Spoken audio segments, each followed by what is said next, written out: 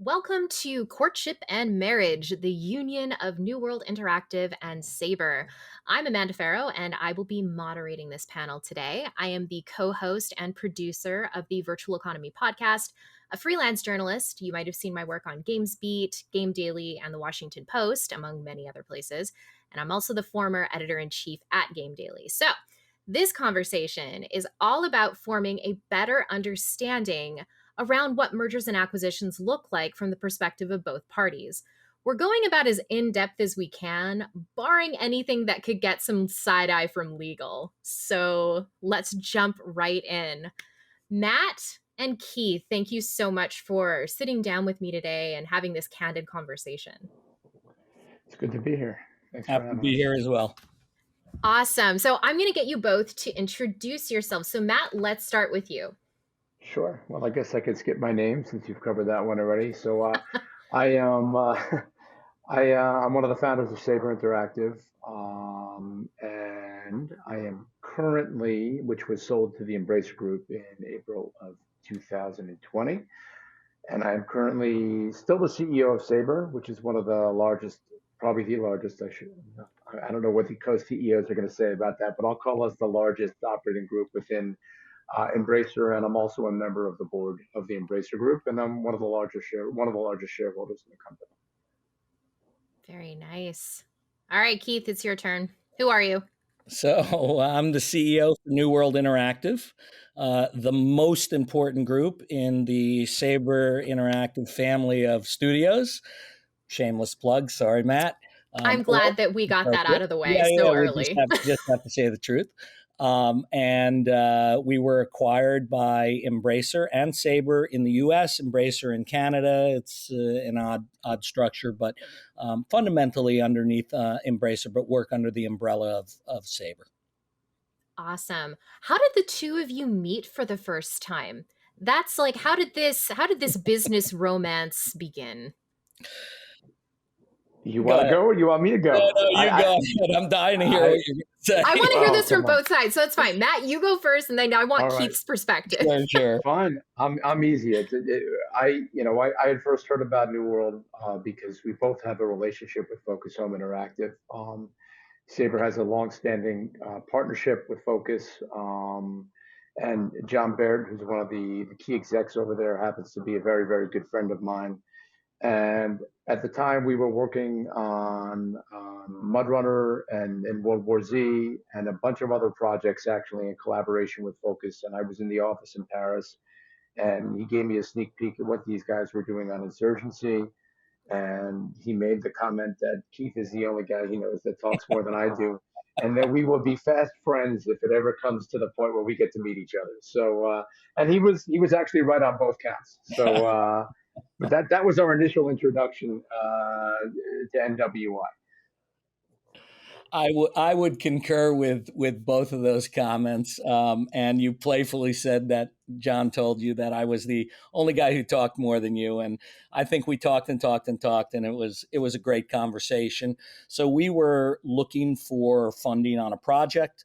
It was just an informal introduction. I didn't really know much about Embracer at the time, and arguably even less about Saber.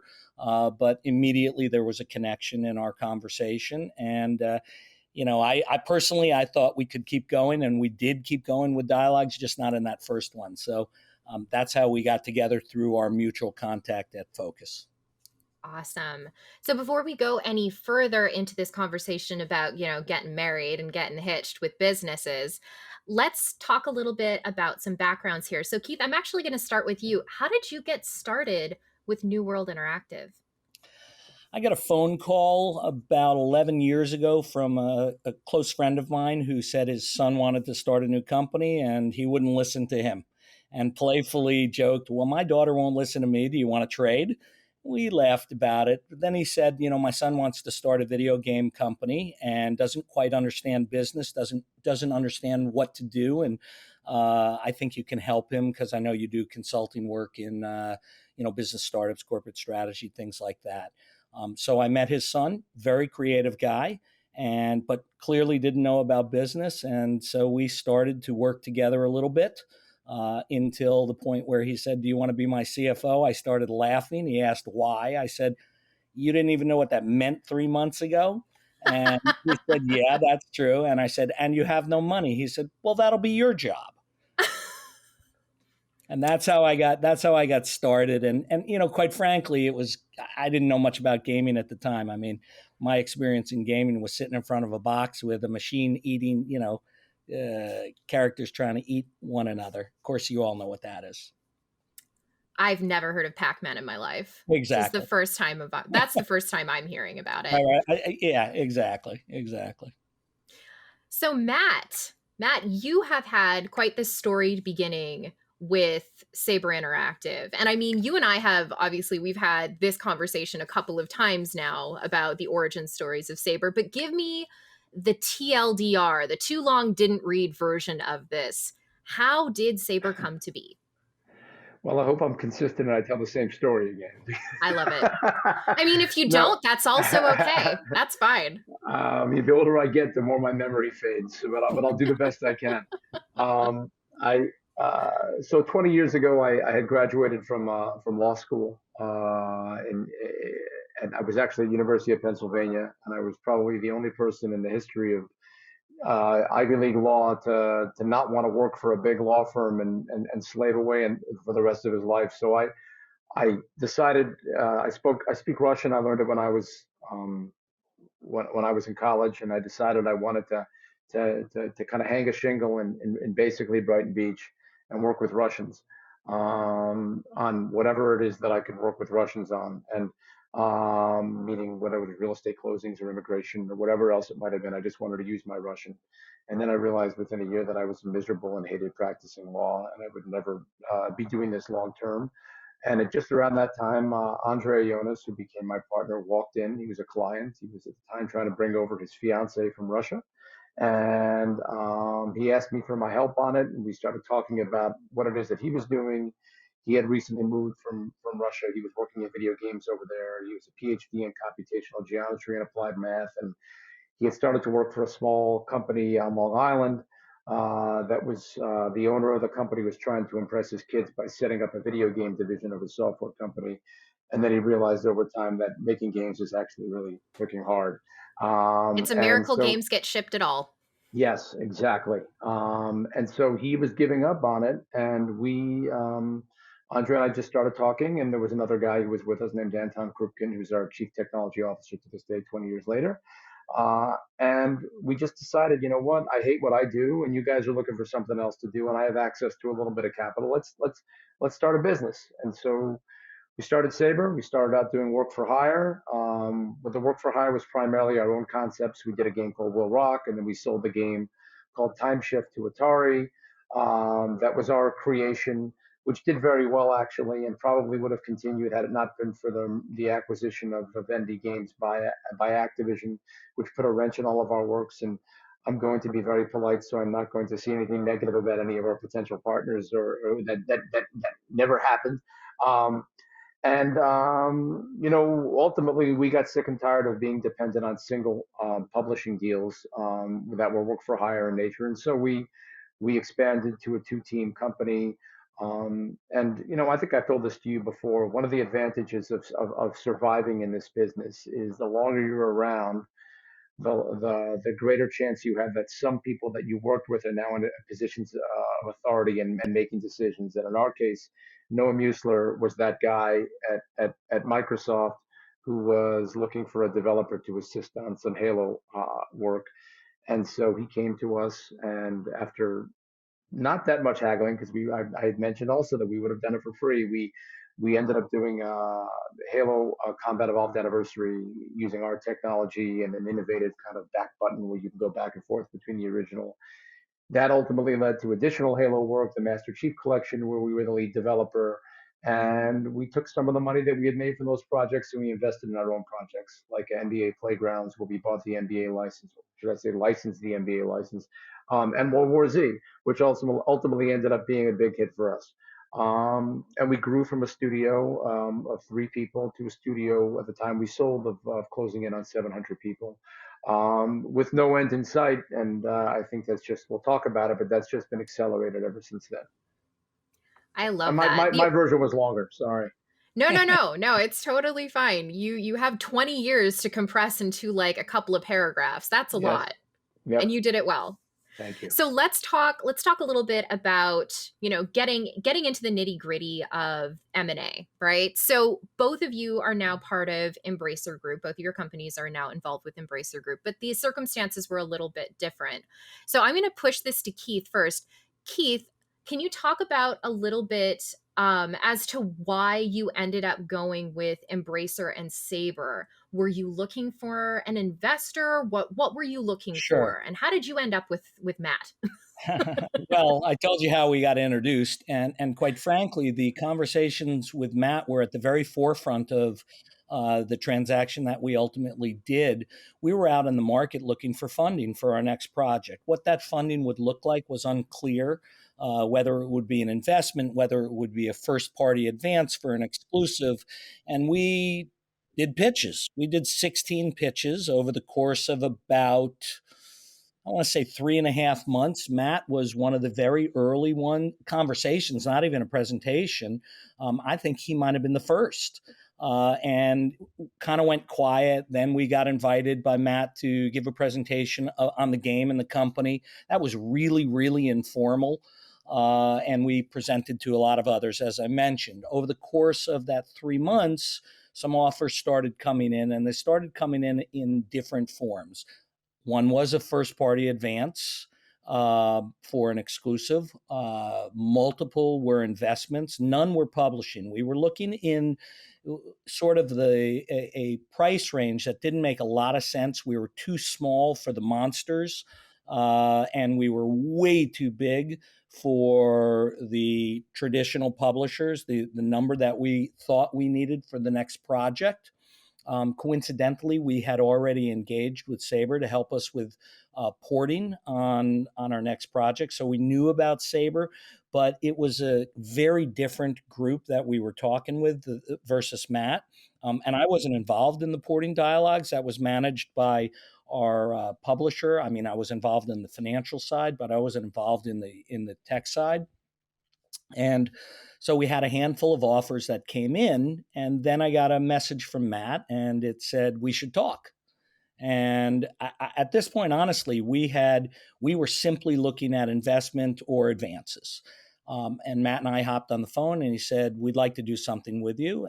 I said, "Great. What'd you have in mind?" He said, "Well, we don't make investments, we acquire." Cool. What'd you have in mind? And he threw an idea out, a number to be more precise, and we talked about it. And then about 2 weeks later, after a few back and forths and meeting Andre, we had an LOI in place and signed, and then we fast tracked it from there. I think it was a month later in total, including due diligence. Yeah, it was Wow. that That's was that very was the due fast. diligence period was the hardest 2 weeks of my professional career. I got to tell you, it was like being under under the hot lights in interrogation. It was pretty discomforting. What But was the most difficult part of that for you personally? 40 lawyers and accountants from the world's largest firms and me for Okay, 18 yeah, hours that's plus fair. a day. And with questions like, why'd you do that? How'd you do that? Well, why didn't you do this? Well, where's that? And all of a sudden I thought, hey, I know how to run a business. I know how to build a business. I mean, I was a seasoned business guy. I've sold other companies. And I was like, I don't have a clue what I'm doing. I literally came away. I don't know what I'm doing because they're asking me these questions. And Matt was on the other side saying, "Don't worry about it. It's all cool. This is what they do." And look, that's their job. I sat in this chair, as Matt well knows. He's commented on multiple times for about a month. And it was pretty intense. And when we get to the point where you ask me some guidance or feedback for others, I can certainly share some input on that. But in the end, we made the choice to go with Saber, really Saber, more than Embracer. We didn't really know who Embracer was, but it was through Saber, Hmm. and it's been great ever since. So I don't know if that fully answered your question, It but does. That's how we got to the transaction. We had other offers in place. I can't tell you where those would have how those would have gone. There's no way you can't test it twice. You can't do it twice.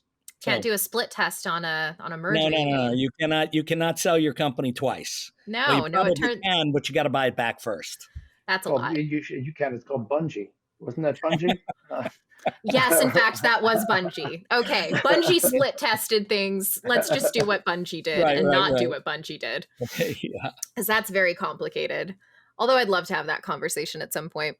So, Matt, Yeah. this is like two questions for you. First, how did you get involved with Embracer? And second, why did you decide on New World? Well, the Embracer part was interesting because it was not something that was even on my radar, just like it wasn't on Keith's radar. So uh, after almost 2 decades of building the business and having tremendous success with our most recent games, we started to have an eye towards my partner and I started to have an eye towards the future and what we wanted to do, how we wanted to proceed with you know Saber's legacy beyond our existence within the company. And not like either of us had any plans or have any current plans to leave.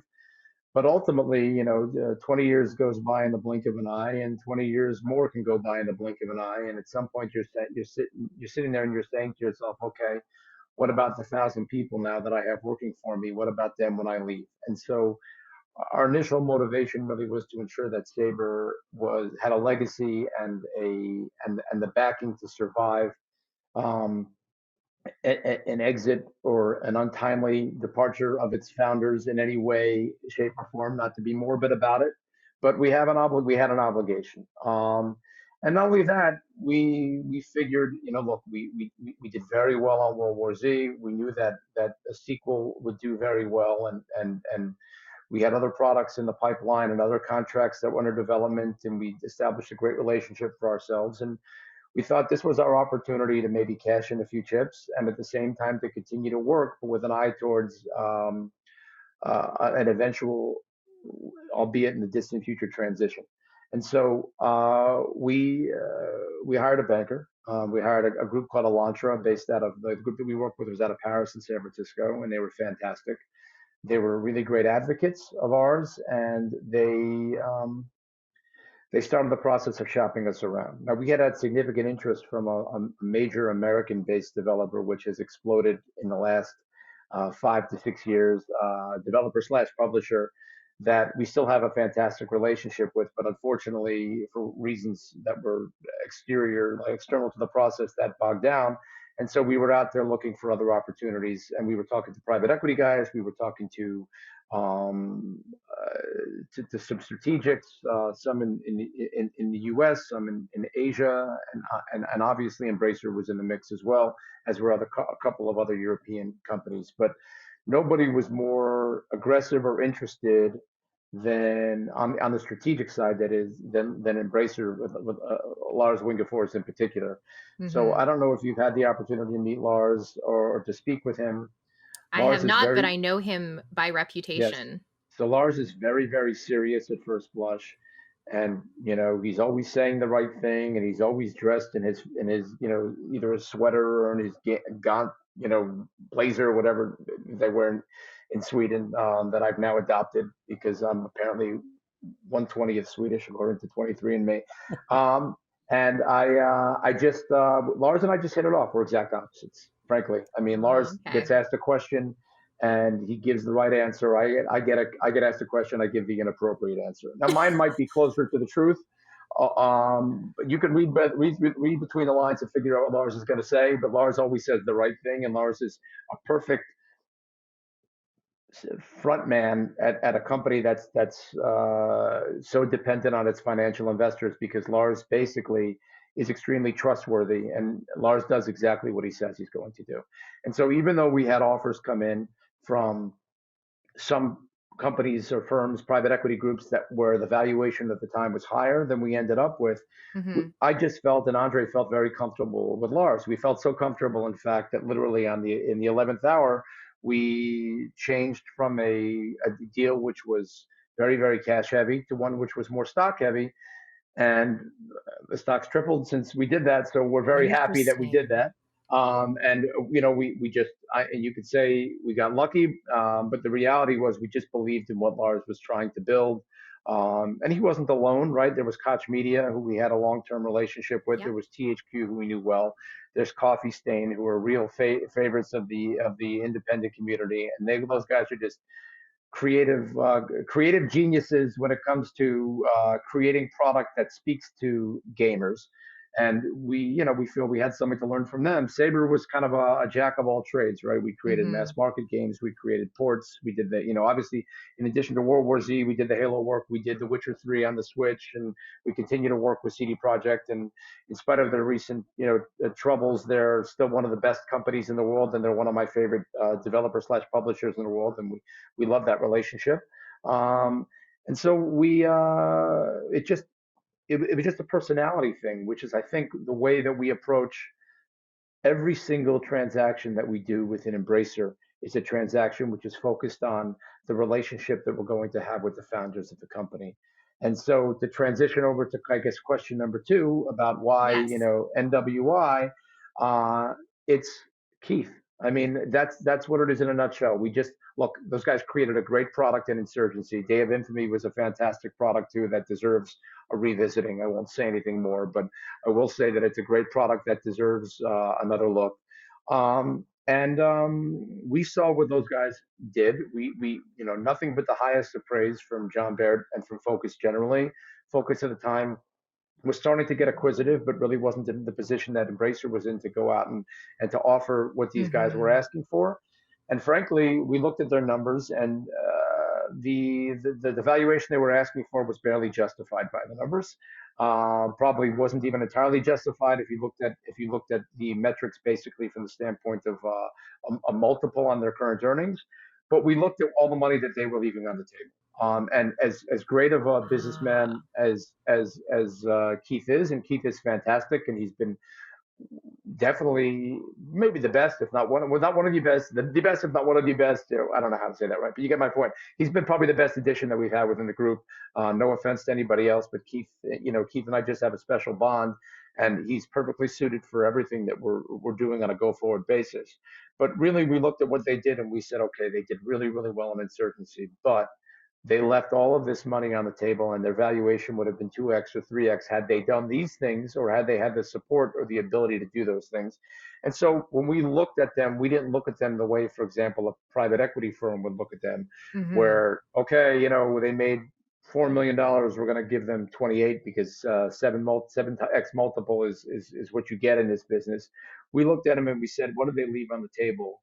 And it was certainly a lot more than the standard multiple, and that's already been proven out within the last year. In the last year, they're making a lot more money than even their own projections had indicated, and I think it's partially due to us. I think we've helped. I think we've left them. We've stayed out of their way when needed, but we've also given advice without insisting on it, and that's been a very, very it's been a very positive synergistic relationship to date.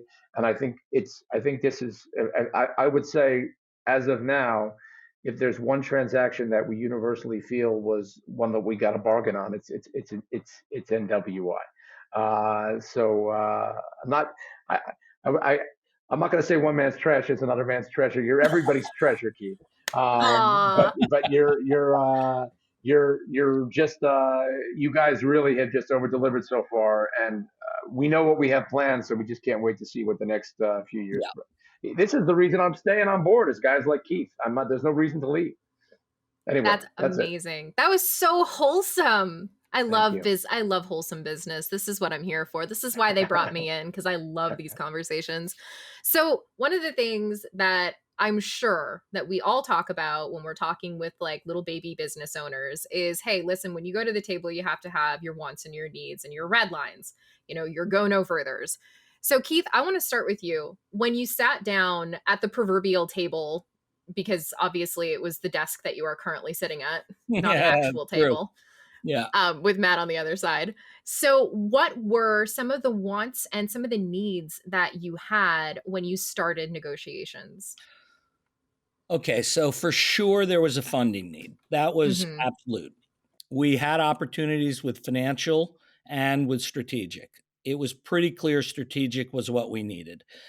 It's also what we wanted. And we wanted people who had more experience in areas that we were weak or had no experience. Console, bigger Mm-hmm. budget games, more strength with platforms, more leverage, if you will, funding that wouldn't be limited, growth mindset, a business mindset. Look, there is game development and there's a business of game development. They're not identical. No. And frankly, I mean, selfishly, I wanted to be with partners who were thinking about it from the business of game development in addition to the game development. The creative's great, but it takes a lot more than the creative to make a success. I also wanted to find somebody who had a comparable cultural sort of mindset, the way they wanted to Mm-hmm. operate, the way they treated their people, their objectives.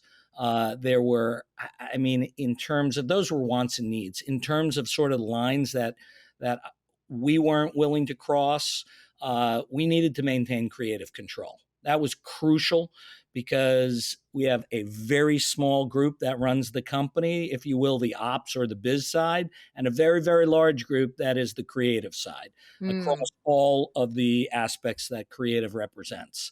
So we needed to have creative control, project selection. At the very least, we needed to know that we could drive our own destiny, not that we weren't open to and interested in input and ideas. And also a team that anybody we aligned with that would help us to grow our experience quotient from an educational standpoint. Oh. Many of our team come from the modding or hobbyist community, depending on how you want to define it. All of the original guys came from that world. So they have a very specific way in the way they want to do what they do. Things like scope creep, that's not even a question. It just happens. Things like milestones and deadlines. What What are what those? what are those? We're going to ship it when it's ready. Perfectionist mentality, and an understanding of that was really important to me.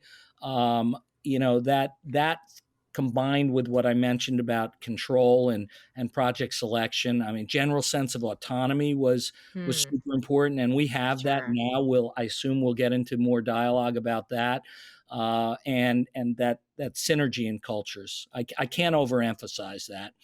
I felt like I was the fiduciary for the team that had built what we built, but there was so much more that we could achieve. And Matt's absolutely right.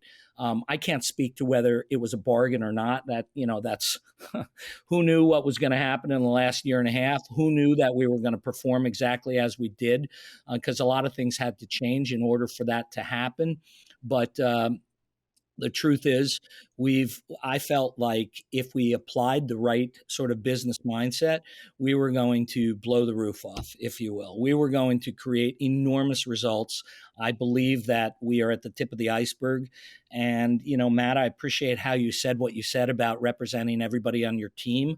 There will be a natural exit for me at some point in the future. It depends what the fun quotient is. It depends what the opportunity is. But I'm working really hard to create careers and lives for right now 55 people, and eventually who knows how many. I think our next stop could be 100, depending on what we do with our projects. I want them all to have a sense of success. I mean, the biggest place that we're working now on the leadership inside of New World is career pathways for people. Love that. And New World is not a hire, build, fire company. We've never been that. And that was also really important because I know Saber's not that way either. I know many studios, the mass media is replete with stories about they launched this game, then they fired 1,000 people. We've Yeah. never fired at the end of projects. Now we're careful who we hire, but we're building a long-term sustainable career model for people that I think will pay dividends for them, will pay dividends for the ownership, and everybody involved, and the players as well, which is That's crucial, important. absolutely crucial. So those were the wants and needs, and if you will, the red lines. Awesome. You wrapped like two questions up into one for me. All right, Matt.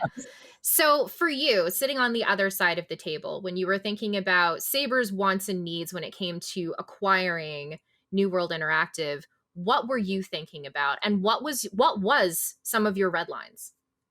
So we were. It's much simpler from our perspective. The difference between even when we were both independent studios, and I guess theoretically we were competitors. We were both working for Focus and fighting for marketing dollars and whatever else. I mean, you can look at it that way, and that's the truth, right? I mean, the truth is that I've been down that road a million times with publishers where you have your game and you're hopeful that your game catches the eye of God only knows who, in that company, and that you have a champion and somebody who can go and fight for marketing dollars and all that other stuff. And so, but at some point, Saber grew big enough that we no longer looked at any of the other developers out there as competitors. We just kind of looked at them as fellow developers who were doing their thing and we're doing our thing, and we're going to make money one way or the other. When we were still independent, we started to go out and expand. So by the time we sold our to Embracer, we had already established through, I would call it an acqui-hire or whatever you want, a studio based in Madrid, Spain, that worked on our NBA game. Hmm. We acquired a studio called Big Moon, which is now Saber Porto in Porto, Portugal. We acquired a small studio in northern Sweden, Sundsvall, Sweden, and we had a studio in Minsk. So we had already had some type of a little of a tradition of doing our own M&A. Of course, all of our M&A processes were highly informal. We didn't have lawyers involved. We didn't have due diligence. We just were going about our business like most small developers or growing developers do. We were the smallest or the largest small company in the world when we sold with our 700 or so people, because we operated like your local mom and pop grocery. And so Hmm. I wasn't really, and when we acquired NWI, I was basically just a few months into the job, right? I mean, it was sitting at this seat actually at the time. Although I go back and forth between Florida and New York and New Jersey, um, and we were just looking at that point. Our mindset changed, right? Our mindset was now, Hmm. wow, there's such good developers out there, and we have access to money, and we have a lot of our own internal capabilities that we could help other developers with. Let's go out and find developers that have that spark. Let's find developers that do something that we can get excited about, and that we look at those games and we say, we wish we had thought of that, right? Let's find those developers and let's try to acquire them. And we're still doing that today. Obviously, we have more acquisitions in the works. But that was really where I think this all started. This all started with finding developers that we admired that we thought could use our help. And frankly, I think that it was easy pickings for us. And the reason I say that is because there are a few other companies out there that are trying to do what we do. Hmm. There's a couple of companies in Asia that are buying either small single digit percentages, but usually not majority. I won't mention them, but you know who I'm talking about. Oh, I I don't sure do. understand. I don't understand that philosophy, because to me, what's the point of owning 10% of a developer unless you just want to take a little bit of their money or lock them up or prevent them from being able to actually realize their full value in the future. But look, we spoke with them as well, and they're nice people, and I like them, but I just don't understand the business model. Hmm. And then there are the big boys. When I say the big boys, it's funny to even say that because Embracer is now the same size as those big boys in most Yeah. respects. But Embracer's a those big boy now. Yes, but those big boys, but Embracer's philosophy is still hasn't changed, and it won't change, which is we acquire studios because they have strong leadership and strong founders with strong creative visions, and we enable those strong creators to continue to do what they do best. We're not looking to change that. Games are a creative process, and games are going to always be a creative process, no matter how much you try to create a game for a shareholder or annualize a product. Ultimately, the gamers are going to speak with their dollars and on social media with their voices. And Sure. so, look, as big as Saber was, I think I told you this. I spoke with a couple of the large publishers in the U.S. and they were very interested in Saber, but they didn't care about our 60 or 70 or $80 million of EBIT that we were doing. They were going to break us apart and just use us to work on their franchises, which would have killed my team and I would have had Yeah. mass mutiny. And so Embracer is a unique place because in spite of the size that we have, um, it's funny to say it, but I don't think EA or Activision or Take Two for that matter would be interested in Valheim, which is crazy when you think about it It because Valheim is, is. yes, It's but I don't think, huge. yes, but I don't think they'd be interested in it. Whereas Embracer is exactly the type of place where a Valheim or an Insurgency uh, can germinate, flourish, or whatever, you know. So I think we're a unique place, and I think that if you are looking for a strategic, there are very few options that especially for developers in the size of an NWI, um, just because we are our mindset is is indie. That's our mindset. So as yeah, we're big, yeah, we're public, yeah, we have a $12 billion or whatever it is market cap, but that's not our mindset. Our mindset is, um, Keith, what does your team want to do? Okay, great. You guys know what you guys know it better than we do it, you know. And that's it. And that's the way we approach all of the acquisitions that we do. And so um, the only red lines that I would say that we would have to transition on to point number two are that the founders remain. I mean, in the case of NWI, there were basically two founders, and one of them was dead set on leaving. And if somebody doesn't want to stay, then forcing them to stay against their will doesn't make sense. So we just needed to Mm-hmm. feel a sense of confidence that Keith would continue to carry the torch. And ultimately, Keith was running the show back then.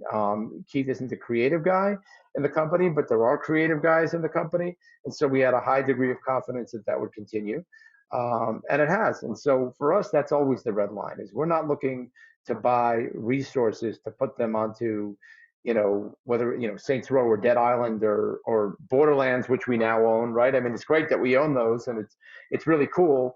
But we're looking to create the next versions of those Sure. through guys like and gals who work for companies like NWI or Iron Gate or Zen that we bought that does pinball effects, which is what they That's were another wild. one of my. I love all the studios we've acquired, so I can't really play favorites. They're like all my children at this point, which is I was weird, but about to say, I was like proud daddy over there. yeah, we love the studios we're acquiring. Because look, it does take a lot of blood, sweat, and tears to go through these due diligence processes and to not get cut Yeah. off in the minutia BS that the lawyers and accountants bring to the forefront on every single transaction. And so, in some respects, I kind of felt like even in our transaction with Keith, it was the two of us against the world. It was like I'm like, don't worry about it. I mean, can't tell you the number of times during due diligence we got asked by it was Ernst and Young what business we were in. I was like, really? Because it was like they had a division in Ukraine, they had a division in Russia. What business are you in? It's a standard due diligence question. And I said, I'm not answering this question. I said to Lars, I go, Lars, if I get asked one more time what business I'm in, deal's dead. Lars goes, I'm sorry, I'm sorry. You just have to understand the process. So anyway, I digress. I do talk longer than Keith. That's Teeth. I called you okay. teeth. I called you It's all teeth. good. Sorry. It's all good. It's all good. I'm gonna throw a question to Keith right now anyway. This is an Go. uncomfortable question, so buckle up for a sec. Was there a moment for you, Keith, that you thought that this deal might fall apart? I knew that question was coming, obviously in the prompt before this conversation, and I had to dig deep for a point where I thought it would fall apart, and I got to be honest, I didn't find one. I wondered if I would fall apart from just the stress of the due diligence. Fair And enough. I'm not exaggerating. 18 hours in this chair in Zoom rooms with lawyers and accountants coming back and forth.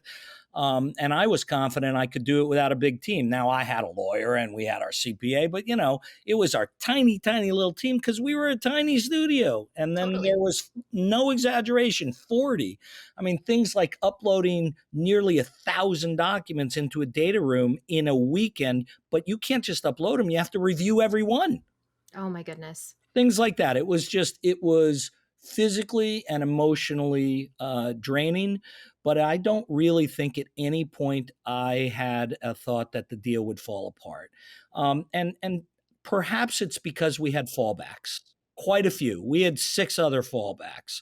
Any Oh one wow. of them we could have, yeah, we had 6 other offers. Any one of them we could have gone back to. They were all very eager to talk with us, but this was the one that seemed to make the most sense for all the reasons that I already talked about. So I didn't have to buckle up for that one. I could not reflect on a point other than my just sheer exhaustion throughout the process. I needed Matt more than he was available because he was busy with other things, I assume. And He's busy so with all his other business children. yeah, whatever the case was at that time. But, that was something that we just had to, buckle down and get through. And Sure. it's a tough process. No matter It how you sounds harrowing.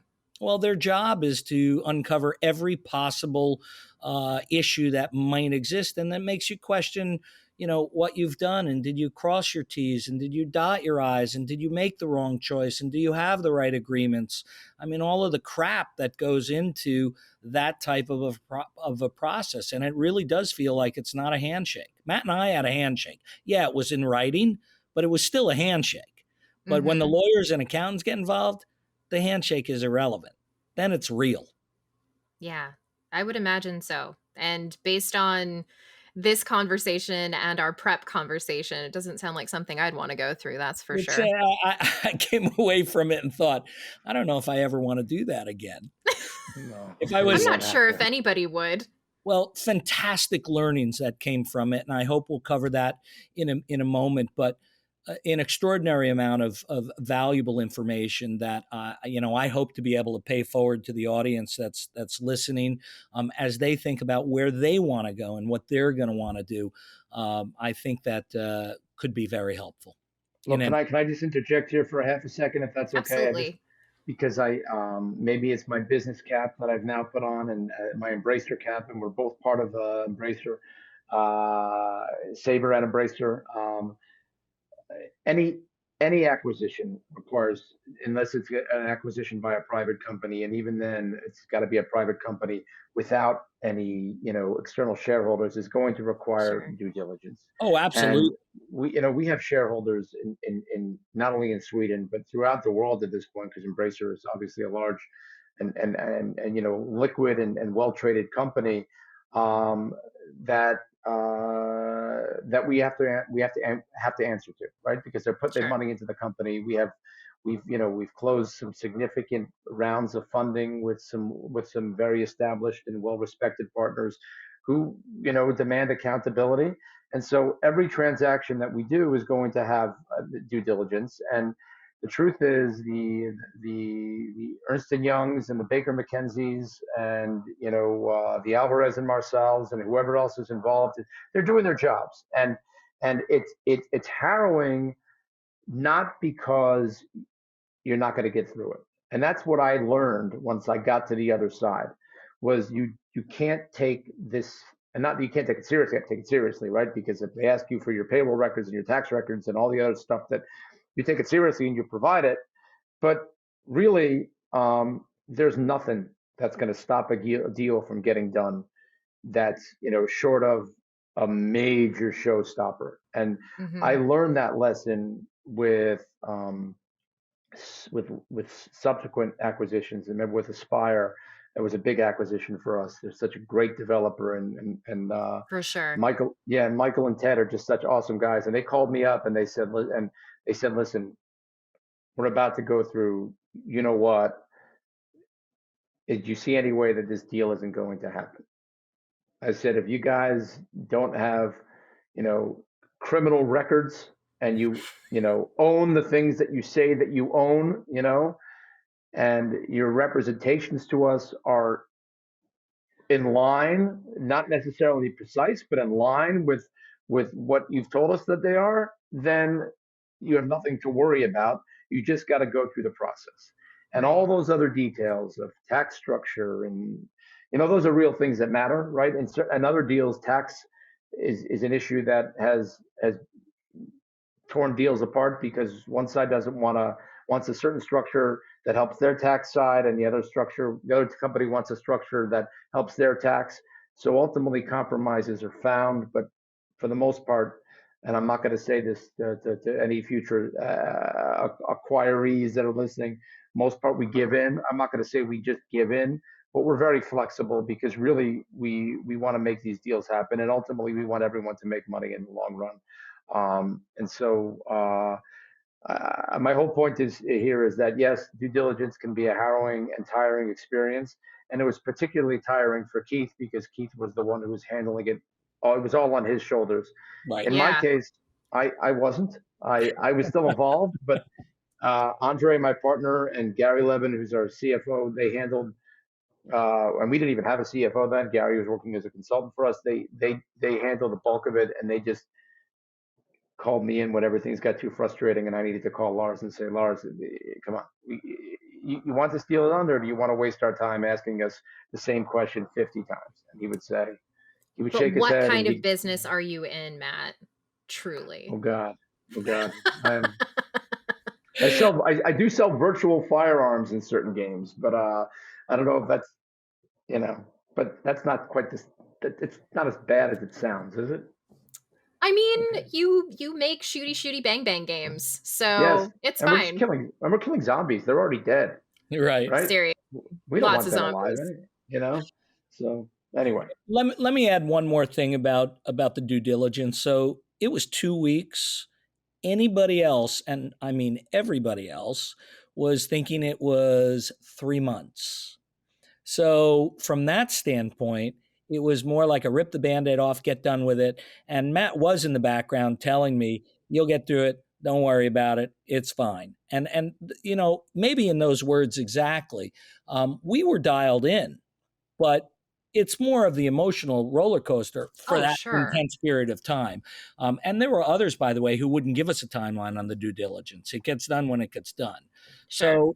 So, from that standpoint, I would say it was a very positive experience, but it's hard. It's tiring. It's hard. And you're hoping that you'll get through when you don't know if you're going to get through. We're through. So we got through. Absolutely. So we are quickly, I did not realize how little time we have left for our conversation today. We're going to skip a couple questions and we're going to start moving towards the end. So let's talk about learnings, because takeaways are super important when we're looking backward to look forward, right?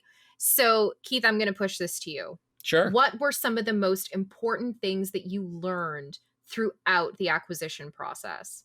I knew it intuitively, but it became much more pronounced. It's really crucial to assess fit. For us, that culture fit was the most important choice.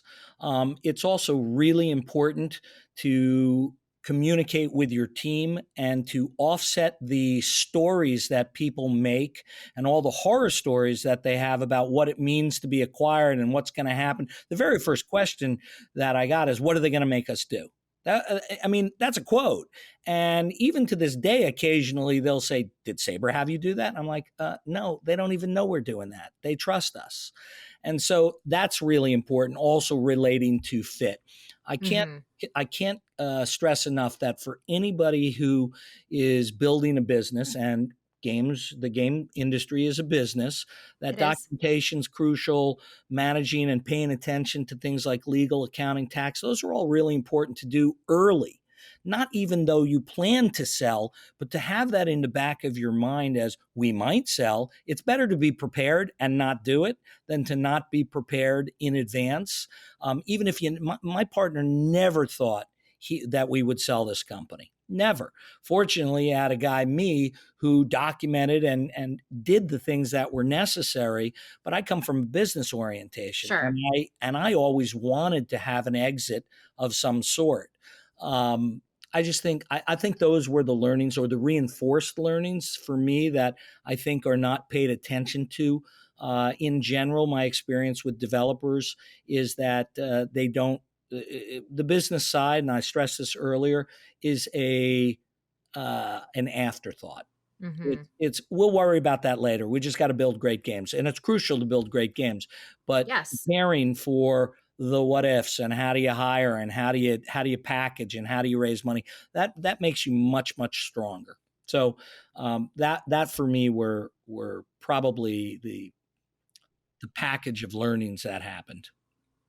Fantastic.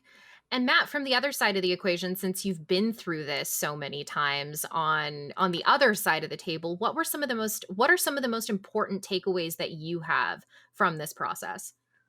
Well, the first thing is, you always have to remember what got you to where you are, right? I mean, in the Mm, case of Saber, we developed maybe against all odds, but high quality products at very reasonable budgets um, that didn't require 10 million units for us to be a success.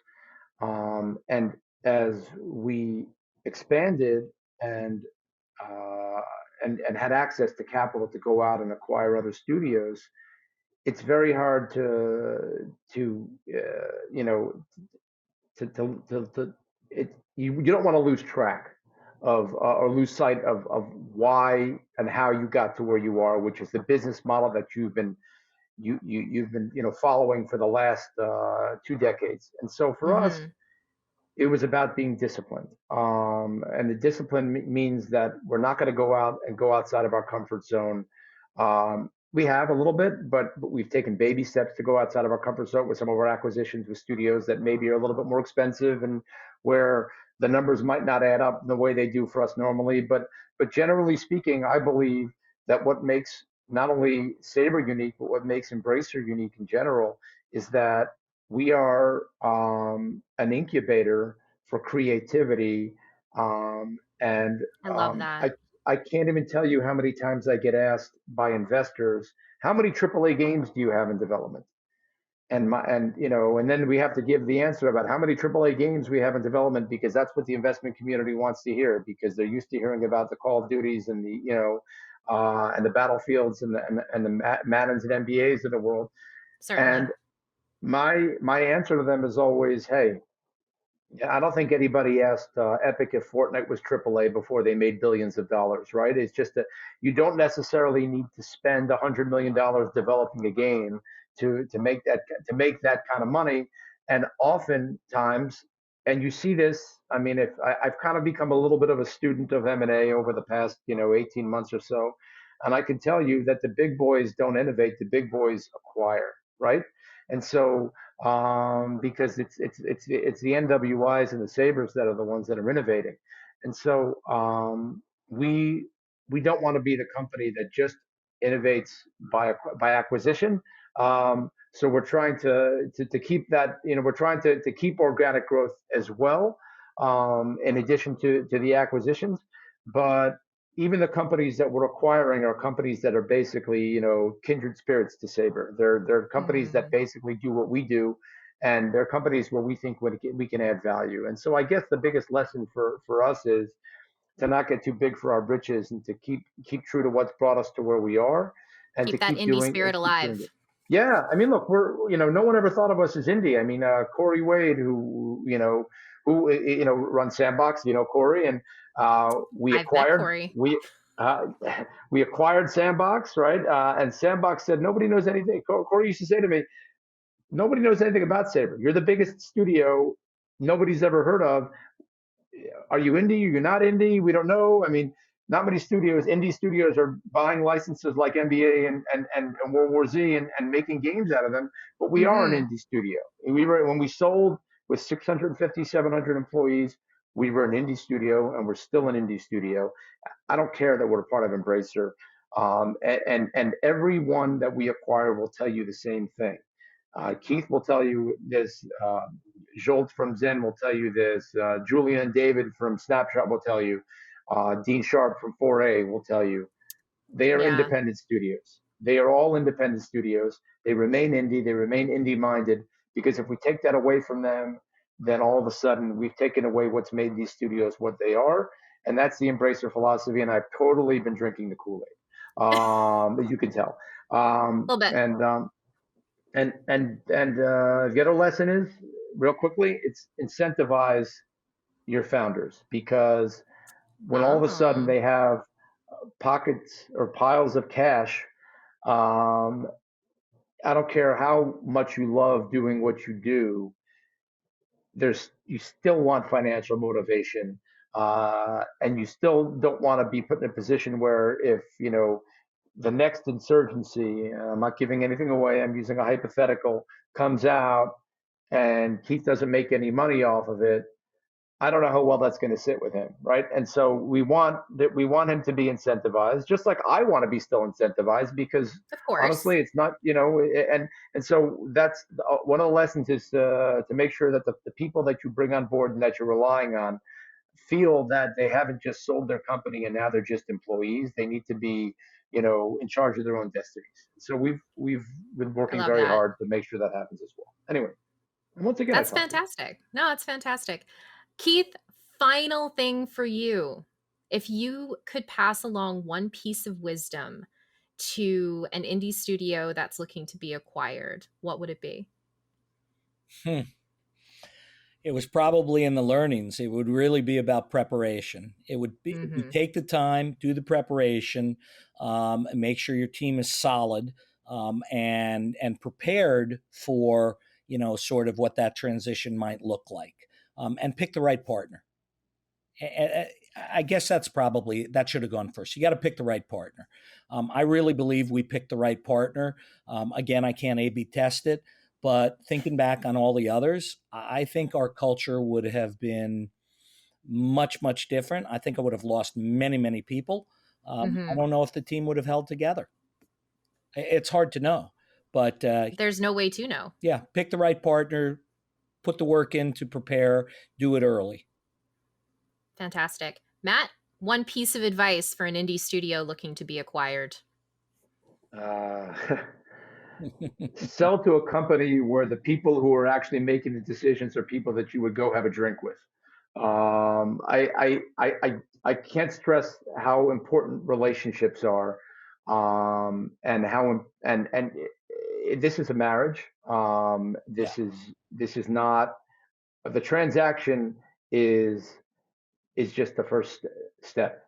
After that, we need to work together and we need to get along. I'm actually in the process of acquiring a studio right now, where the founder of the studio is a long time, very, very well known and very well respected video game executive who's worked with some of the largest publishers in the world. And his email to me this morning was, um, the last question on the negotiation was, I'm assuming I'm reporting to you. And I said, no, you're reporting to yourself. And that was, he goes, okay. And that was basically that's the way we look at things. I mean, do I have a report? Technically, yeah, technically there's one person in the company that I report to, and that's Lars, because Lars is the chairman of the board of Embracer. But Lars and I are friends and we're colleagues, and there's full trust. I trust what he does and he trusts what I do, just the same way with Keith. And I can tell you that he's been given the freedom to do exactly what he wants to do. And so I think that when you're a developer and you're looking to get acquired, you might get caught up on that number, right? But the Mm-hmm. truth of the matter is, the number is only a piece of the equation if you're planning on remaining. I'm talking to one of my favorite developers in the world, who I know he's going to be listening to this, so I'm saying this to him right now. Who been trying to acquire for a couple for like literally a year and a half now. He was one of the first companies that I talked to, and he's a brilliant guy who wants to create his own opus, and he wants to go out there and basically create a game that's going to set the world on fire. And I told him the only company that will ever acquire you that will allow you to do that is Embracer. And I really believe that he can go and he can sell to somebody else, but they're never going to let him have that opportunity. And so, um, the I mean, maybe our offer won't be the highest because we do have to be accountable to our shareholders, but sometimes it will be. And most importantly, if we're acquiring you, it's because we think that there is a tremendous amount of runway ahead of us, where together we can do more than separately, which goes back to the point of why we motivate the founders, because we want them to be part of that. And from a selfish perspective and from an unselfish perspective. And so I don't think there are too many companies in the world like Embracer. Matter of fact, I can't think of another company in the world like Embracer. Um, and if you ask me where we're going to be in 5 years, which you didn't, I will tell you that I wouldn't be surprised if we were, right there with EA and Activision in terms of market cap. Something I would never, say in an investor meeting, but I'll say it here. We have 190 some odd games in development. I haven't seen all of them, but I've seen the ones that Saber is doing and some of the other ones. And we have just a tremendous number of fantastic products in development and tremendous opportunities to hit balls out of the park on a regular basis, which is in sharp contrast to some of the other players who are concentrating all of their efforts into a very small number of titles. And so I'm a strong believer in our philosophy, and I'm a strong believer in the fact that the best resource you can have is a hungry and creative developer that you allow to roam wild, and I you love just tame that. them in when you need to. And so that's that.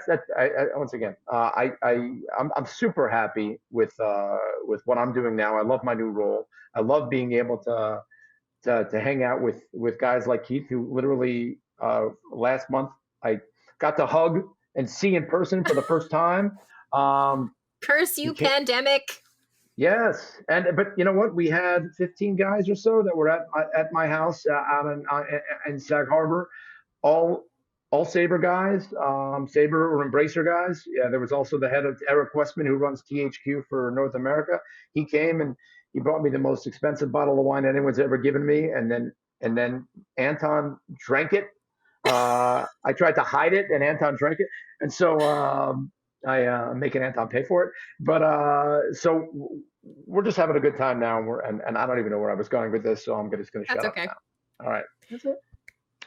This has been such a lovely conversation. Thank you both so much for all of your candor, for being so candid about a really complicated and, for the most part, really obfuscated process. Yeah.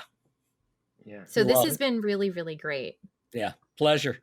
Happy to participate. I hope it adds value for those who listen, and That's all we want. it's exciting for us and continues to be.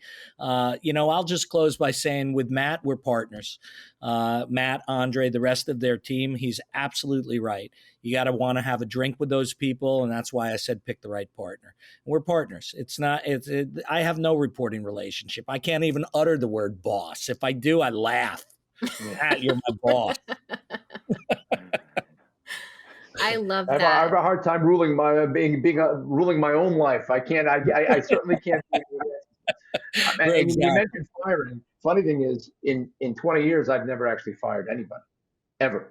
I Right. mean, I've made Andre do it a few times, or I've told him you should help, but I've never done it. I don't have the heart to do that. So, and the one thing I would conclude with, first, I would say thank you for the opportunity to talk about this, because it's been a real pleasure. Um, but I would say, if you have development studios, big or small, that are out there listening and are interested in learning more about the process, or in getting a sense for life after acquisition. I'm sure I could speak for Keith as well by saying we'd be more than happy to have individual talks, or to Sure. have, to reach out to us. Fantastic. We're not too hard to find. And And on that note, yeah. where can people find you all? Keith, where can Oh, people find you online? Oh my God. LinkedIn for sure. They can find me direct at kwarner at newworldinteractive.com. I think, readily visible, easy to find. Same thing for Matt, for sure. yeah. All Obviously, right, Matt. New World. Well, same thing, LinkedIn or my email's Karch, Karch at saber3d.com, saber3d.com. And I get 50,000 emails a day and I try to answer as many as I can. I remember Mark Cuban, who owns the Mavericks. There used to be a rumor that he responded to every email he got. So I tried it out and I emailed him and he did respond to me. And so I will no longer claim that I'm going to respond to everybody because I know I can't live up to that high standard. But That's a lot. I'll do my best to Right. respond to whatever I can respond to. So Wonderful. And if anybody wants to follow me, you can find me on the Twitter hell site. I'm at Amanda Farough. And you can also check out the Virtual Economy podcast at virtualeconcast.com. And thank you all so much for listening today. This has been such a pleasure to moderate, and I hope to see you all again very soon.